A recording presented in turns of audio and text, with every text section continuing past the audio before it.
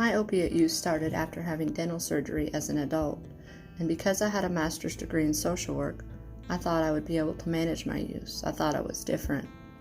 I was wrong. It wasn't long after my surgery that I lost my home to a foreclosure, lost my driver's license, all my vehicles, and started making poor choices that led me to frequent incarceration. I even had a car accident while using opiates where I broke 27 bones, including every one in my face, but I still didn't believe that I could stop using or that I even needed to stop using. August 20th of 2015, my life changed.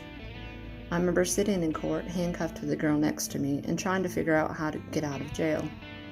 This was my 5th time there, and I could not understand why the world was out to get me. Why was my probation officer so mean to me? Why did I keep going to jail? I had no self-awareness that my substance use had taken over my life, and where I was a direct result of the choices I had made. I was offered intensive outpatient treatment, and honestly only went so I could get out of jail, but it ended up being the best decision I had made in years. I graduated IOP, got my driver's license back. I lived in sober living for 15 months, joined a 12-step fellowship, and eventually completed probation. Life in recovery hasn't always been easy. I've suffered loss and heartache, losing many people, including my fiance, to overdoses and to this disease. But because people believed in me, my family, my probation officer, the judge and court system, and McNabb Center, I was given the opportunity to learn how to deal with life on its own terms. I decided to apply at a local treatment center, the same company that helped me when I began my journey. They hired me. I thought, wow, what a blessing to give back to the very place that believed in me before they even met me.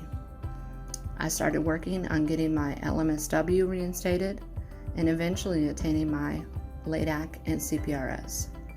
Today I work with a program at McNabb in a local hospital with people in the middle of a crisis that are likely without hope.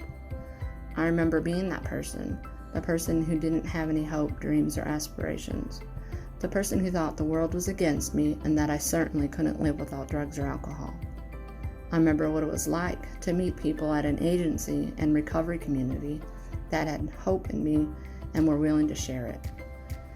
They taught me that substance use disorder is a chronic, lifelong disease, but certainly not a limitation or barrier to living a happy, successful life. Today, I live in a house instead of a rundown hotel.